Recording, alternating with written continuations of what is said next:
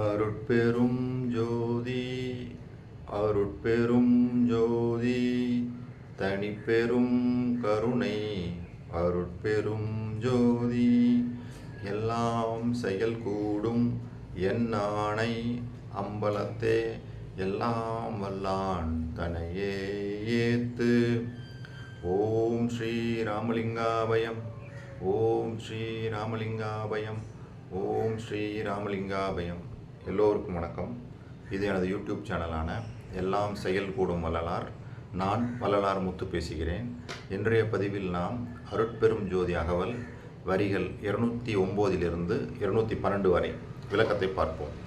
முதலில் வரிகளை படிக்கிறேன். சாவா நிலையுது தந்தனம் உனக்கே ஆவா என அருள் அருட்பெரும் ஜோதி. சாதியும் மதமும் சமயமும் பொய் என ஆதியில் உணர்த்திய அருட்பெரும் ஜோதி. முதல் 2 வரிகள்.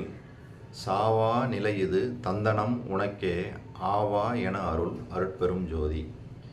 நாம் சென்ற பதிவில் என்ன பார்த்தோம் அப்படின்னா, என்றும் அழியாமலும் மாறுபடாமலும் உண்மையாகவும் விளங்குகின்ற சக்தியை, வல்லபத்தை, ஆற்றலை எனக்கு தவத்தின் மூலமாக அளித்து அந்த ஆற்றலை மேன்மேலும் வளர்த்த அருட்பெரும் ஜோதி அப்படின்னு சொல்லி பார்த்தோம்.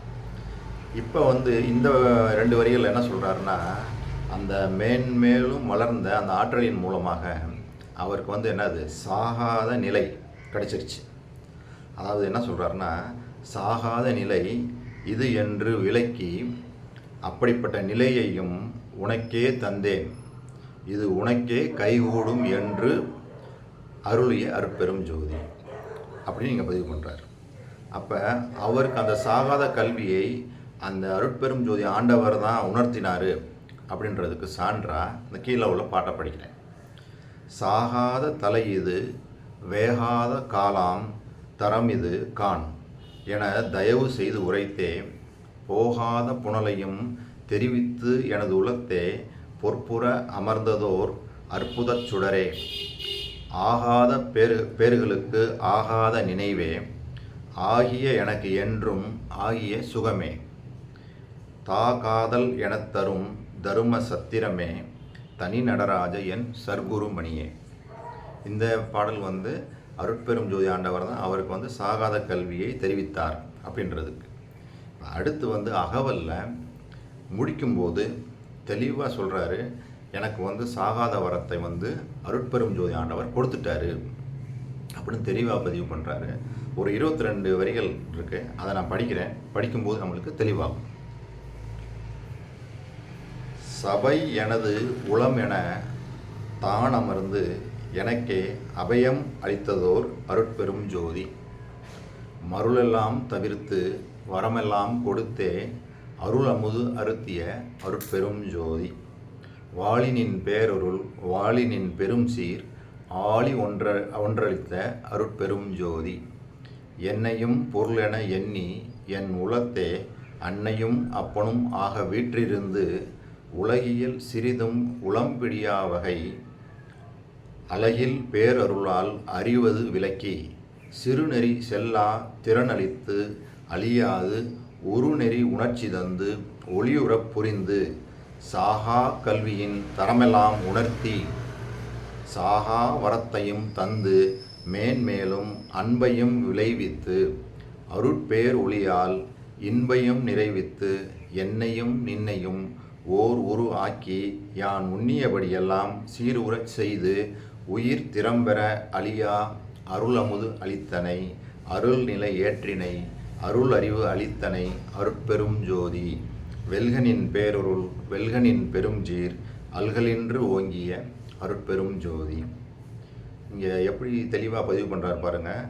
சாகா கல்வியின் தரமெல்லாம் உணர்த்தி சாகா வரத்தையும் தந்து மேன்மேலும் அப்படியே சொல்லிட்டு போகிறார். அன்பையும் விளைவித்து அருட்பேர் ஒளியால் இன்பையும் நிறைவித்து என்னையும் நின்னையும் ஓர் உருவாக்கி யான் உண்ணியபடியெல்லாம் சீர்உறச் செய்து உயிர் திறம்பெற அழியா அருளமுது அளித்தனை அருள் நிலை ஏற்றினை அருள் அறிவு அளித்தனை அப்படின்னு சொல்லிட்டு போகிறார்.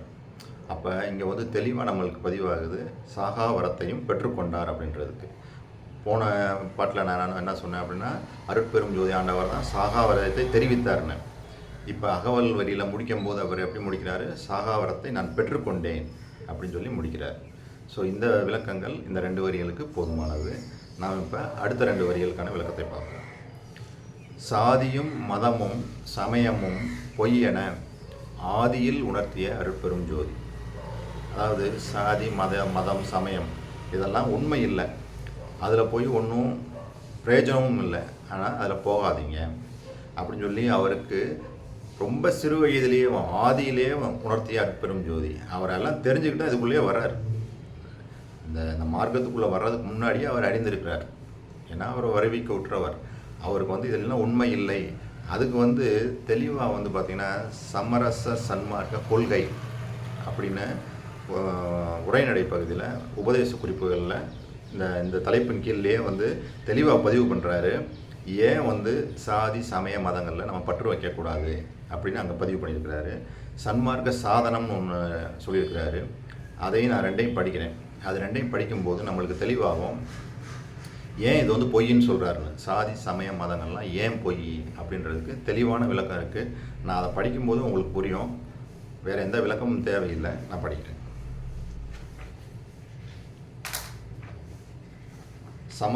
சன்மார்க்க கொள்கை. சர்வ சித்தியை உடைய தனித்தலைமை பதியாகிய ஆண்டவரை வேண்டி தபசு செய்து சிருட்டிக்கும் சித்தியை பெற்றுக்கொண்டவன் பிரம்மன். சிருட்டி திதி ஆகிய சித்தியை பெற்றுக்கொண்டவன் விஷ்ணு. சிருஷ்டி திதி சம்காரம் ஆகிய சித்தியை பெற்றுக்கொண்டவன் ருத்திரன். இவர்கள் ஏற்படுத்திய சமய மார்க்கங்களை அனுஷ்டிக்கின்றவர்கள் இவர்களை அந்தந்த சமயங்களுக்கு தெய்வங்களாக வணங்கி வழிபாடு செய்து வந்தார்கள். இம்மூர்த்திகளுடைய சித்திகள் சர்வ சித்தியை உடைய கடவுள் சித்தியின் இலேசங்கள், அதில் ஏகதேசம் கூட அல்ல. ஆகையால் இவர்கள் சர்வ சித்தியை உடைய கடவுளுக்கு ஒப்பாகார்கள். கோடி கோடி பங்கு தாழ்ந்த தரத்தில் இருக்கின்றார்கள். ஆகையால் சமய தெய்வங்களை வழிபாடு செய்து அந்த சமய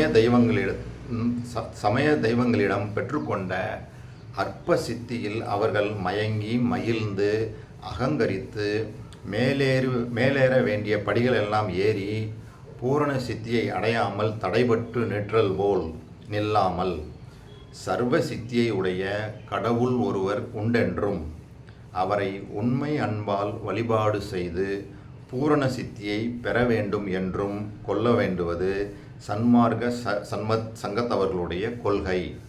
இதை ஆண்டவர் தெரிவித்தார். இங்கே எப்படி தெளிவாக பதிவு பண்ணுவார் பாருங்கள். ஏன் நம்ம சாதி சமயங்களில் பற்று வைக்கக்கூடாது, அது அந்த தெய்வங்கள் அவங்க சொல்கிற அந்த தெய்வங்களுடைய நிலை என்ன, இவர் சொல்கிற இந்த அருட்பெரும் ஜோதி ஆண்டவர்லேருந்து அங்கே அவங்க எந்த நிலையில் இருக்கிறாங்க. இப்போ நம்ம படித்ததுலேருந்து அவங்களுக்கு தெரிஞ்சிருக்கும். மேலும் நான் விளக்க வேண்டிய அவசியம் இல்லை. இதனால தான் இங்கே அவர் தெளிவாக பதிவு பண்ணுறாரு. சாதியும் மதமும் சமயமும் பொய்யென ஆதியில் உணர்த்திய அருட்பெரும் ஜோதி. இன்னும் கூட ஒன்று சன்மார்க்க சாதனம்னு சொல்லி அந்த தலைப்பு கீழே இதெல்லாம் சாதனங்கள்னால் ஒரு முறையை பின்பற்றி போகிறோம்ல, அதுதான் சாதனம்னு சொல்கிறார். இங்கே என்ன சொல்கிறாருன்னா, சாதனங்கள் ஒன்றும் வேண்டாம், ஏதாவது ஓர் சாதனம் சொல்ல கேட்டு அதன்படி நடந்தால் சிறு ஒளி உண்டாம், அதை கண்டு பல்லிழித்து இருமாந்து கெட நேரிடும். ஆதலால் காலம் தாழ்த்தாது எல்லா உயிரையும் தன்னுயிரை போல் பார்க்கும் உணர்வை வருவித்து கொள்ளுதல் வேண்டும். இதுவே சாதனம். இந்த குணம் வந்தவன் எவனோ அவன்தான் இறந்தவரை எழுப்புகின்றான், அவனே ஆண்டவனும் ஆவான். எவ்வளோ தெளிவாக பதிவு பண்ணியிருக்காரு பாருங்கள். வேறு எந்த அதாவது இதில் போய் நம்ம மீடறிய முடியுமா? இவங்க ஒன்று சொல்கிறாங்க, இந்த பயிற்சியை பண்ணோம்னா இதில் கிடச்சிருமா அப்படின்னு சொல்லி எந்த ஒரு பயிற்சி முறைகளையோ எந்த ஒரு சாதனத்தையும் நம்பி நம்ம போக வேண்டிய அவசியம் இல்லை. தாழும் குணம், அதாவது எல்லாரையும் நம்ம உயிர் போல் என்னும் அந்த குணம் வந்துடணும். அந்த குணம் யாருக்கு வருதோ அந்த குணம் வந்தவன் தான் ஆண்டவனே ஆயிடுவான்னு சொல்லி தெளிவாக பதிவு பண்ணியிருக்கிறார். சரி, இப்போ இன்னும் ஒரு பாட்டிலையும் என்ன சொல்கிறாரு அப்படின்னா, இந்த சாதி மதம் சமயம் இதுலெல்லாம் அந்த பற்று இல்லாமல் இருக்கிறவங்க தான் அந்த ஆண்டவருக்கு வந்து உறவானவனாமா, உறவாக்கி கொள்வாராமா. அதையும் வந்து ஒரு பாட்டில் சொல்கிறாரு, ஆதியும் அந்தமும் இன்றி ஒன்றாயி அகம்புறம் அகப்புறம் புறப்புறம் நிறைந்தே ஓதியும் உணர்ந்தும் இங்கு அறிவரும் பொருளே உளங்கொள் சிற்சபை நடுவிலங்கு மெய்ப்பதியே ஜோதியும் ஜோதியின் முதலும் தானாகி சூழ்ந்தெனை வளர்க்கின்ற சுதந்திர அமுதே சாதியும் சமயமும் தவிர்த்தவர் உறவே தனி நடராச என் சர்க்குரு மணியே. தெளிவாக என்ன சொல்கிறாரு பாருங்கள், சாதியும் சமயமும் தவிர்த்தோர்க்கு மட்டுமே இறைவன் உறவாய் இருக்கிறான் அப்படின்னு சொல்லி தெளிவாக அங்கே பதிவு பண்ணுறார். ஸோ இது வரைக்கும் நான் சொன்ன இந்த விஷயங்கள் எல்லாம் உங்களுக்கு புரிஞ்சிருக்கும்னு நினைக்கிறேன். இதுவரை பொறுமை காத்து எனது வீடியோவை பார்த்த உங்களுக்கு கோடான கோடி நமஸ்காரங்களும் நன்றிகளும். நாம் மீண்டும் அடுத்த வீடியோவில் சந்திப்போம். அருட்பெரும் ஜோதி, அருட்பெரும் ஜோதி, தனிப்பெரும் கருணை, அருட்பெரும் ஜோதி.